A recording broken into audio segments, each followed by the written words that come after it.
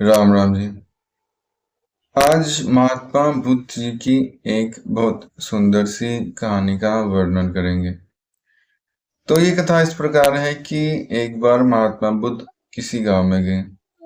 उस गांव में जाकर उन्होंने कथा आरंभ की। जब उन्होंने कथा अपनी समाप्त की तो एक व्यक्ति खड़ा हो गया। उसने काफी अपशब्द महात्मा बुद्ध को कहे।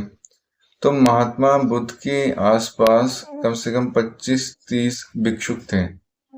तो वो काफी क्रोधित हो गए। उनमें से कुछ युवा भिक्षुक भी थे। तो युवाओं को अक्सर क्रोध जल्दी आ जाता है। तो वो तो उसे दंड देना चाहते थे। महात्मा बुद्ध ने रोक लिया और वो महात्मा बुद्ध के पास आ गया। उसने कहा कि तू महात्मा बना फिरता है, तू कुछ भी नहीं है। फिर उसने महात्मा बुद्ध पर थूक दिया। तो महात्मा बुद्ध ने सब भिक्षुकों को रोक दिया, फिर भी कुछ नहीं उसका नुकसान होने दिया और वो चला गया। महात्मा बुद्ध ने अपने भिक्षुकों से कहा, हमारा यहाँ आने का प्रयोजन पूर्ण हुआ, चलो वापस चलते हैं। तो सारे भिक्षुक बहुत ही हैरान हुए। उन्होंने कहा था, इस दुष्ट से मिलने के लिए आप यहाँ आए थे? महात्मा बुद्ध ने कहा कि मैंने पिछले जन्म में इसका अपमान किया था, तो इस जन्म में इसने मेरा अपमान करके जो इसका और मेरा संबंध था वो खत्म कर दिया। तो अब मैं मुक्त हो गया। अब मेरा और इसका हिसाब किताब समाप्त हो गया। मेरे उस कर्म का नाश हो गया। अब हम आगे गांव में चलते हैं और दूसरे लोगों को कथा के द्वारा, ज्ञान के द्वारा सही रास्ता दिखाते हैं। तो जो संत होते हैं उनके पास कुछ दिव्य शक्ति आ जाती है परमात्मा का भाना समझने की। तो वो यही समझ लेते हैं कि जो मैं चाहता हूं वो हो गया तो परमात्मा की कृपा, और अगर जो मैं चाहता हूं वो नहीं हुआ तो परमात्मा की इच्छा। वो दोनों ही सूरतों में प्रसन्न रहते हैं। वो परमात्मा की तरफ दोष आरोपित नहीं करते हमारे जैसे। हमारी स्थिति कैसी है? जो तो हमारी इच्छा के अनुरूप हो गया, ठीक, और जो हमारी इच्छा के अनुरूप ना हुआ तो परमात्मा तो हमारे लिए मर ही जाता है। परमात्मा तो है ही नहीं। परमात्मा कुछ नहीं करता, परमात्मा कुछ नहीं सुनता, हमारी तो बिल्कुल भी नहीं सुनता। तो जिस परमात्मा ने तुम्हें जीवन दिया है, आंखें दी हैं, हाथ पांव दिए हैं, इतनी नियामत बख्शी है, कुछ लोगों को तो ये भी नसीब नहीं होती और उनका जीवन देखो कैसा होता है। तो थोड़े बहुत कष्ट अगर हमारे जीवन में आते हैं तो आते हैं कर्मों के कारण ही हैं। कुछ कर्म हमसे गलत हो गए होंगे, क्योंकि कर्म बीज हैं। जैसे पाप और पुण्य बीज हैं और सुख और दुख उनका फल है। अगर बीज तुमने पाप का बोया है तो दुख की फसल काटने के लिए तैयार रहो। अगर किसी को कष्ट दिया है, तुम्हारी वजह से किसी की आंखों में आंसू आए हैं, तुम्हारी वजह से कोई तबाह हो बर्बाद हुआ है, तो तुम भी तबाह बर्बाद होने के लिए तैयार रहो। तुम्हारी आंखें भी शुष्क नहीं रहेंगी, वो भी आंसुओं से गीली हो जाएंगी। इसलिए कर्म करने में सावधान रहो। साधु सावधान। स्वामी अखंडानंद जी अक्सर कहा करते थे, साधु सावधान। कि है साधु, है इस कर्म क्षेत्र में, इस कुरुक्षेत्र में, इस पृथ्वी में आकर मनुष्य देह धारण करने वाले जीव, सावधान हो जाओ। क्यों? क्योंकि तुम्हें जवाबदेही देनी पड़ेगी। अपने जीवन काल में जो भी कर्म किए हैं उसका हिसाब किताब तुमसे मांगा जाएगा और तुम्हें हिसाब किताब देना पड़ेगा। इसलिए दिता लई अपना, अनदित्ते की छत नावे। जो तुम कर्म करोगे उन्हीं का हिसाब दोगे, और जो तुमने बीजा है वही काटोगे।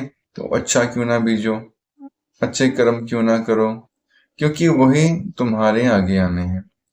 इसलिए कर्म करने में सावधानी बरतनी जरूरी है। और अगर अच्छे कर्म करते हुए जैसे कभी कभी हमारे मन में आता है, हम तो इतना अच्छा करते हैं लेकिन वो व्यक्ति इतना बुरा है, इतने बुरे कर्म करता है, फिर भी इतना सफल है। तो उसकी सफलता जो है कुछ ही दिनों की होती है। जो बहुत कम समय में गलत रास्ता अपना के बहुत ऊपर पहुंच जाता है, बहुत ही जल्दी वो बहुत नीचे भी आ जाता है। ये सृष्टि का नियम है, गुरुत्वाकर्षण का सिद्धांत है। जो वस्तु जितनी तेजी से ऊपर की ओर जाती है, पृथ्वी उसे उतनी ही जल्दी अपनी तरफ खींच लेती है। तो गलत रास्तों में अगर कोई तरक्की कर रहा है, तो ये जरूर देखना कि उसका नतीजा क्या निकलता है। कुछ समय में उसका नतीजा बुरा ही निकलेगा। तो अगर तुम नतीजा बुरा चाहते हो तो गलत रास्ते पर चले जाओ, बाद में रोना पड़ेगा। संत सिंह मस्कीन जी एक बार बता रहे थे, उनका एक दोस्त था और उसका आगे एक दोस्त था। तो टायर पंचर का ठीक करने का काम वो करता था।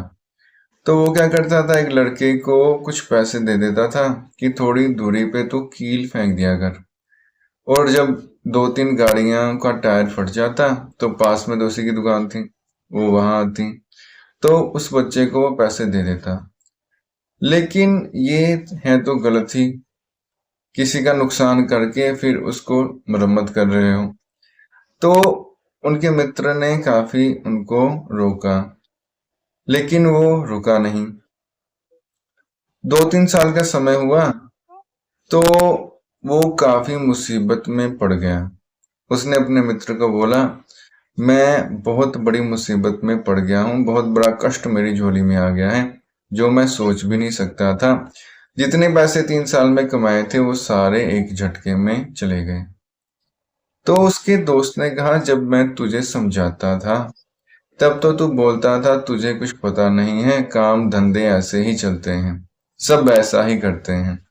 तब तो बुरे रास्ते में चलने के लिए तुमने 1000 तर्क दिए थे, अब भुगतो।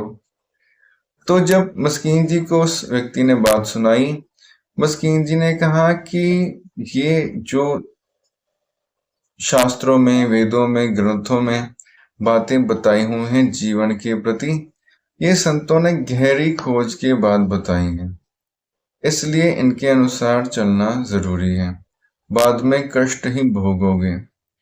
हमसे जो हमारे बुजुर्ग थे काफी ज्यादा गहरी सोच रखते थे, उनकी बुद्धि, उनकी विचारधारा, उनकी सोचने की शक्ति हमसे कहीं ज्यादा थी। इसलिए जो वेद शास्त्रों में संतों के वचन हैं उन पर अमल करना चाहिए, और वो जीवनोपयोगी भी हैं। हमारे जीवन में उनका पूर्ण रूप से महत्व है, पूर्ण रूप से हमारे जीवन को प्रभावित करते हैं। जैसे आप क्राइम पेट्रोल या सावधान इंडिया देख लो, उसमें भी जो हिंसा होती है या जो नियम तोड़े जाते हैं, कानून को अपने हाथ में लिया जाता है, जरूरत से बड़ा हुआ क्रोध या मर्यादा से उल्लंघित काम, इन दोनों चीजों के कारण ही उपद्रव होते हैं। और तीसरा कारण है लोभ। तो अगर ये 3 चीजें, काम, क्रोध, लोभ, सीमा में रहें तो कभी कोई बुराई होगी नहीं। ये सीमा से बढ़ जाते हैं। हमारी स्त्री तो ठीक है हमारे पास है, पर स्त्री पे हम बुरी दृष्टि रखते हैं, या हमारी धन संपदा, हमारी जमीन जायदाद तो है लेकिन दूसरे की भी हड़पना जाते हैं, या हमारे अंदर इतना अहंकार है किसी की कोई भी बात सहन नहीं कर सकते और मरने मारने पर उतर आते हैं, उसका नतीजा नहीं सोचते क्या होता है, और फिर बाद में हम भी पछताते हैं, दूसरे की जिंदगी भी बर्बाद होती है और हमारी अपनी भी। इसलिए जो भी कर्म करना है सोच समझ कर ही करना है। धन्यवाद।